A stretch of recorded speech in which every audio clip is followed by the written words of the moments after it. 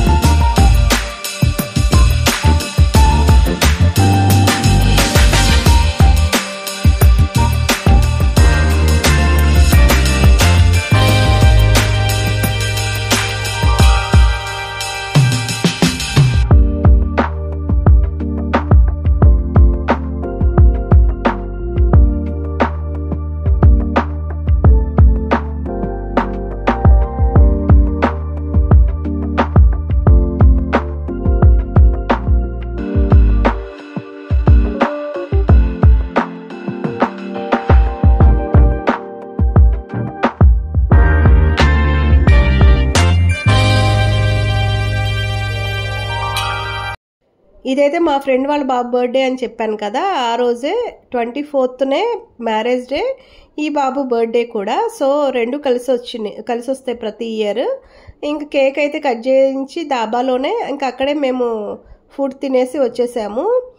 ఇంకా night time అనమాట ఇదైతే. ఈవినింగ్ టైంలో అయితే సరదాగా ఉంటుందని చెప్పి పిల్లలు అందరం కలిసి ఈవినింగ్ టైంలో అయితే వెళ్ళాము డాబాకి.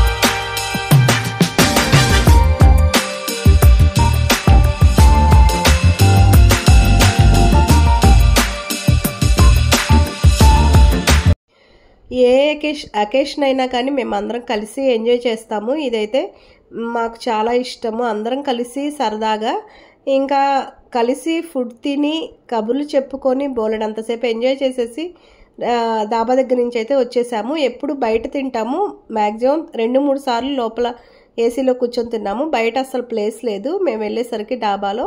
ఇంకా అందుకని లోపలే తినేసి ఇలా కొన్ని ఫొటోస్ మెమరీస్గా దిగేసి ఇంకా బయటకు వచ్చేసి ఎవరి ఇంటికి వాళ్ళు వెళ్ళిపోయాము. చాలా బాగా ఎంజాయ్ చేసామండి. ఇంతేనండి ఈ video. Bye bye. First time మన ఛానల్ చూస్తుంటే ప్లీజ్ సబ్స్క్రైబ్ చేయండి.